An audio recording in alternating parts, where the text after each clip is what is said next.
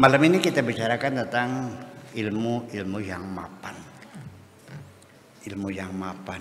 Begini, sebetulnya kasus ini udah lama dibahas dalam ilmu keagamaan, ilmu Islam ya.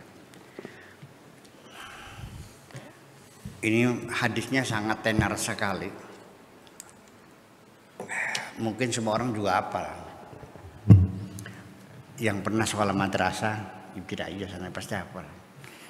Hadisnya idza mata ibnu Adam in qata'a, hafal bukan kok?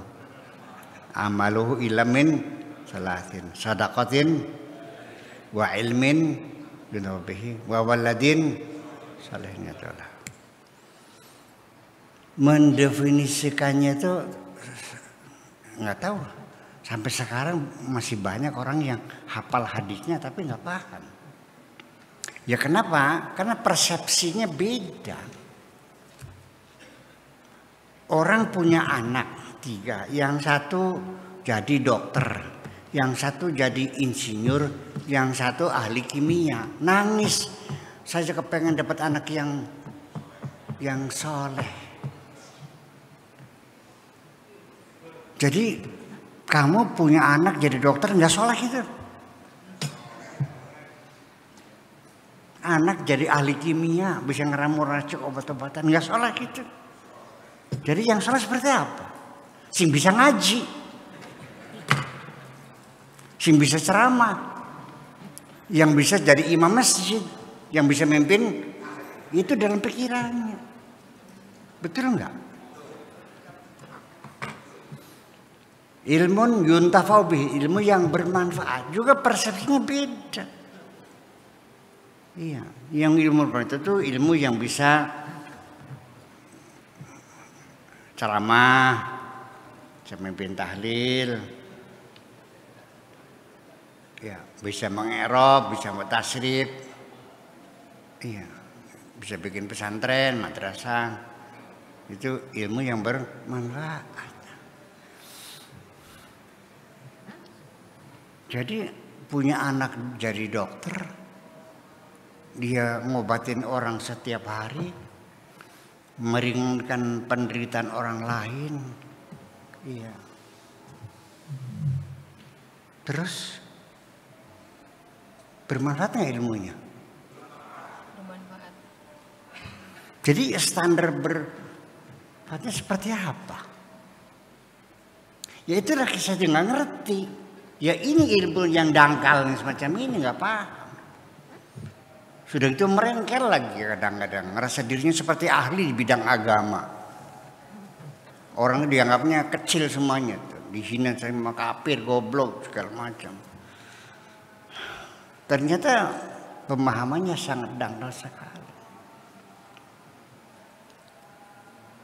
Kalau Anda nggak usah yang tinggi-tinggi ilmu fisika, ilmu kimia lah, bisa bikin geblog. Ngerti geblog? Campur ya di buduk kelapa gitu. Rasanya bikin orang tergila-gila. Jangan menghina orang dagang geblog ya. Kalau satu hari 10 terongton kaya enggak? Nah nih, dagang geblog sehari 10 terongton kaya enggak? Kaya, Bu. Iya. Lalu dia didik anak-anak perempuan di kampungnya, 50 orang dilatih bikin geblog sehingga mereka bisa usaha, bisa makan. Manfaat enggak? Terus gimana maksudnya? Daripada yang ahli ilmu tafsir, ilmu mantik, ilmu balaghah segala macam, tapi kerjanya untuk mecah belah umat. Mana yang bermanfaat? Nah ya ini. Ini ilmu geblog, itu ilmu goblok. Iya nggak paham. Ilmu manfaat itu di dunia, akhirnya tuh nggak ada urusan. Bermanfaat di dunia, membuat orang punya mendapatkan lapangan kerja, bisa cari makan, ngasih makan anak istrinya, ya kan begitu. Orang yang sakit jadi sembuh, ya itu yang bermanfaat. Nah sekarang bisa ngedalil, bisa ceramah, pidato, tablik sana sini. Begitu turun dari mimbar, umatnya digiring untuk membakar gereja di Jatibarang dulu tuh. Bener begitu. Kan pernah dibakar Jatibarang dulu tuh. Turun dari, betul nggak? Ya iya. Begitu turun dari mimbar kayaknya umatnya digiring langsung ke gereja dibakar. Ngapain? Iya. Ceramah tapi menyebar kebencian. Gimana lagi? Nah itu. Jadi kalau ada orang yang mengajak kedamaian, mengajak persahabatan, persaudaraan sesama bangsa Indonesia, dianggapnya itu sekuler. Dianggapnya apa? Sekuler, apalagi? Liberal. Gimana lagi? Begini Bung. Apapun agamamu, karena engkau KTP-nya Indonesia, jadi saya dan kamu satu warga negara, engkau saudaraku. Paham bikin ke? Paham nggak? Yuk kita rawat negeri ini rumah kita bersama. Jangan kita bermusuhkan agama berbeda, nggak ada urusan tuh mah. Masa nggak paham-paham? Apakah yakin dengan kesamaan agama Anda bersaudara? Yang membuat kita bersaudara ada kewarganegaraan ini kok. Ya, nasionalisme ini kok. Apa satu agama tidak bermusuhan? Saling bunuh-membunuh. Yang bunuh-bunuhin orang Syiah siapa? Orang ahli sunnah. Yang bunuh orang sunnah orang Syiah. Orang siapa? Orang Mu'tazilah. Mu'tazilah, Qadariyah, Jabariyah, Murji'ah. Saling bunuh-membunuh sih. Sampai sekarang. Bersaudara enggak? Kejam kok. Ya sudah. Kalau itu sudah tidak efektif, ya sudah kita membuat persatuan kita, persaudaraan kita, kesamaan keluarga negaraan. Satu bangsa, satu negara, satu tanah air, satu bahasa. Namanya Indonesia. Aku udah saudaramu selesai. Bisa nggak sih kita bersaudara? Ya kan agamanya Anda agamanya A, ya perginya ke sana. Anda agama ke sana. Kita negara kita tinggal bersama, kita rawat bersama-sama, itu aja persoalannya kok. Ya, jadi artinya kembali lagi bahwa ilmu pengetahuan yang yang mapan, yang kokoh roseh, itu yang betul-betul memberi manfaat kepada dirinya, bisa merubah perilakunya. Ya, saya sendiri juga saya tidak mengerti, tapi ini yang bercerita istri saya, Buya ini sebetulnya wataknya mah keras. Hanya karena ilmunya saja dipoles-poles, akhirnya kelihatan lembut. Oh, jadi kalau begitu berarti ilmu saya mempengaruhi diri saya, merubah pribadi saya dari yang tadinya kasar menjadi lembut. Itu yang bermanfaat. Dengan ilmunya seseorang, Pak Tato mungkin dulunya dasarnya mengemedit, tapi karena berilmu jadi dosen YIN, akhirnya loman. Iya. Bermanfaat untuk dirinya sendiri. Dengan ilmunya dia menjadi pegawai negeri, ASN, sebagai dosen. Ya, tidak ada pekerjaan yang lebih mulia dari seorang dosen itu. Iya. Itu kan gurunya mahasiswa. Iya, maksudnya itu gurunya kan ini. Terus ya, bayangkan mendapatkan gaji terhormat, anak dirinya terhormat, bagaimanapun di tengah masyarakat seorang dosen namanya akan sangat dihormati bagaimanapun juga, ya kan? Jadi ilmunya bermanfaat. Dengan ilmu pengetahuan tentang gizi, Akhirnya Anda selama ini alhamdulillah diparingi sehat walafiat. Beli pernah mencret, beli pernah diare, karena makannya hati-hati, tahu ini vitamin, ini protein segala macam, paham semuanya kan begitu.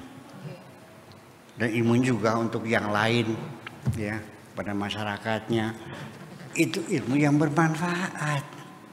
Jadi selama ini jangan Anda mengatakan bahwa yang berilmu itu hanya orang yang bisa ngaji.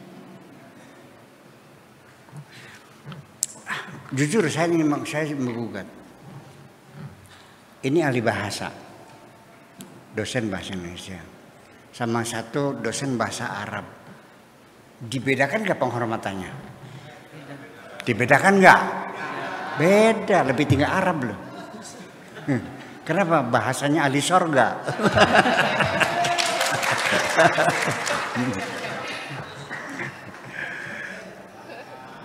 Andaikan saya masuk surga, saya akan bercakap-cakap dengan bidadari-bidadari dengan bahasa Indonesia, Pak. Iya, karena saya lebih mencintai bahasa Indonesia. Kan seperti persoalannya.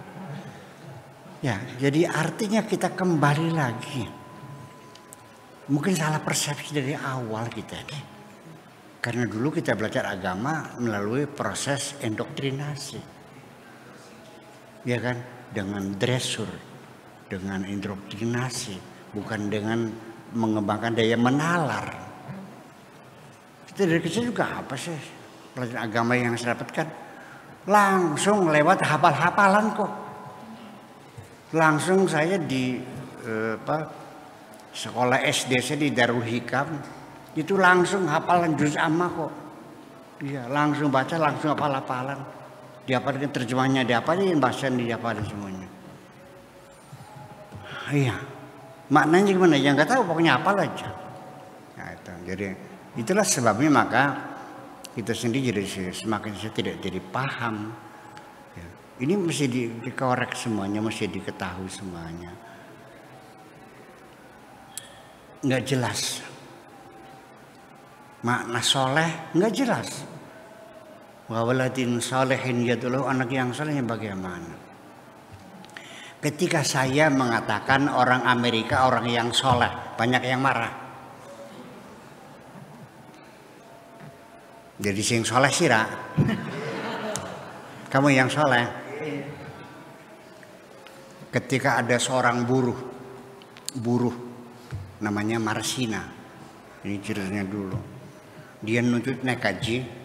Dia mati dibunuh orang, ya kan, karena dia mau itu, yang mencak-mencak, yang marah-marah orang Amerika, menuntut hak kemanusiaan. Masa buruh nikah nggak boleh dibunuh, sih gimana lagi?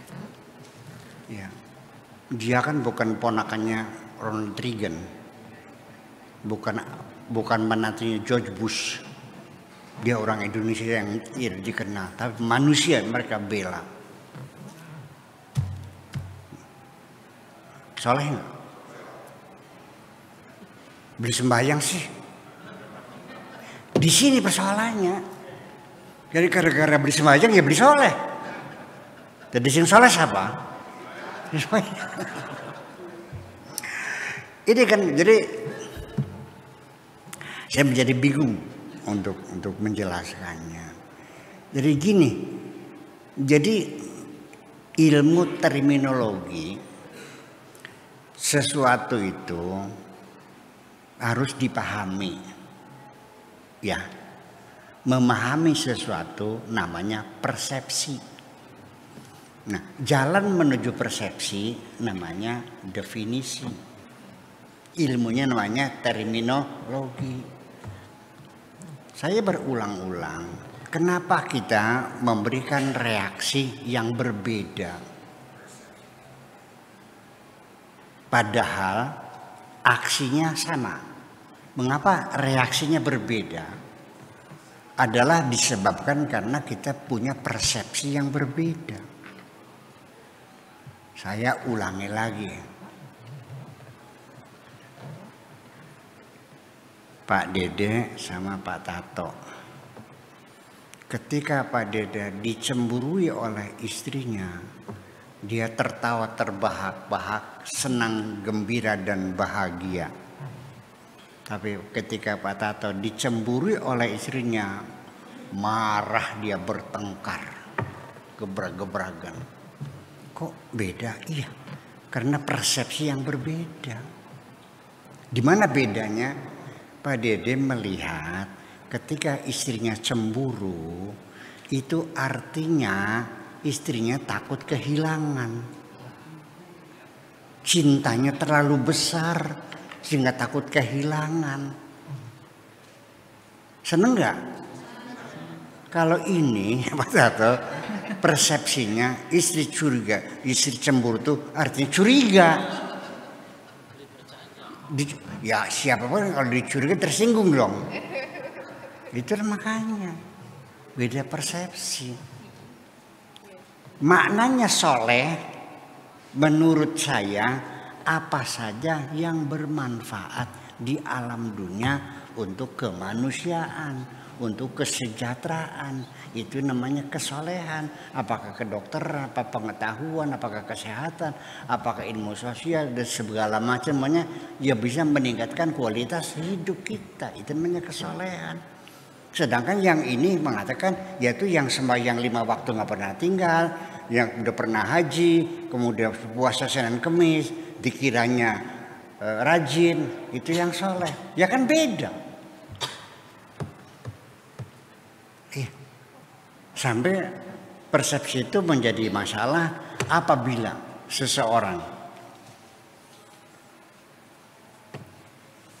tidak sholat, maka semua amal kebaikannya ditolak semuanya. Ya kan? Benar gitu? Yakin? Itu persoalannya. Itu. Karena sholat menjadi panglima. Ya. Yang menentukan kalau sholat semuanya diterima. Kalau enggak yang kenapa? Ya karena as-sholatu imaduddin. Faman aqamaha faqad aqamaddin wa man tarakaha faqad hadamaddin. Gitu.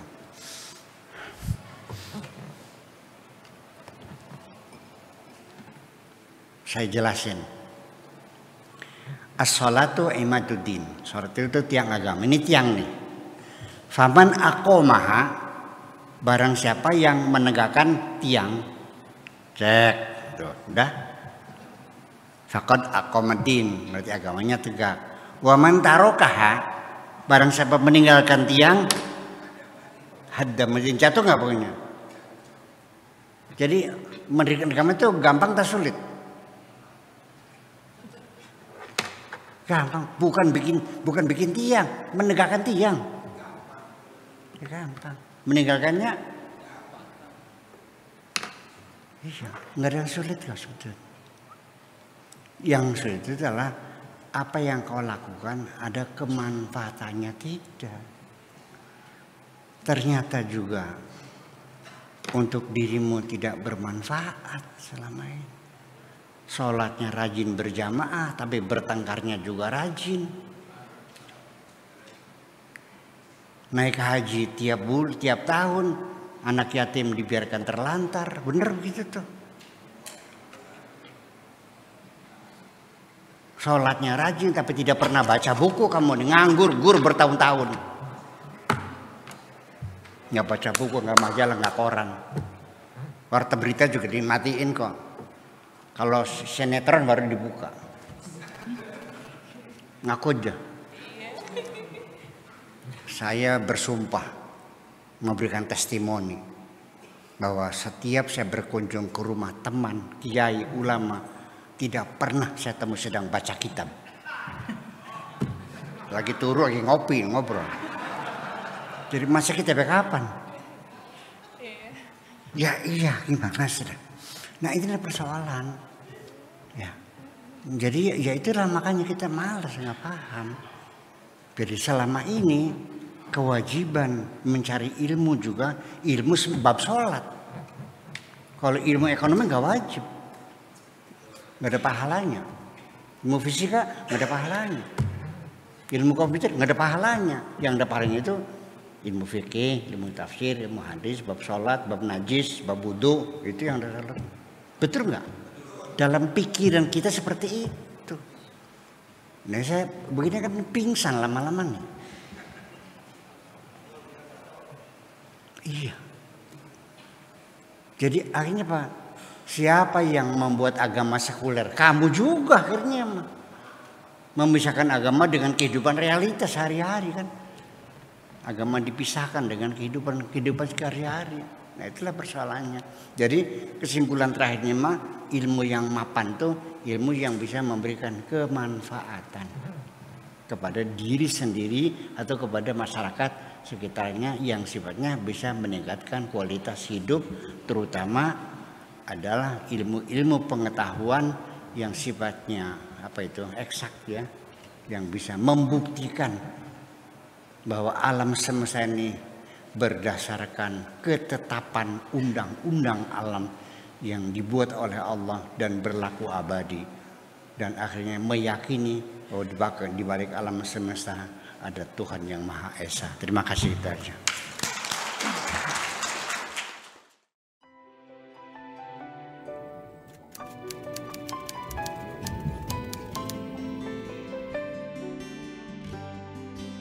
Aku hanya ingin berbagi kebahagiaan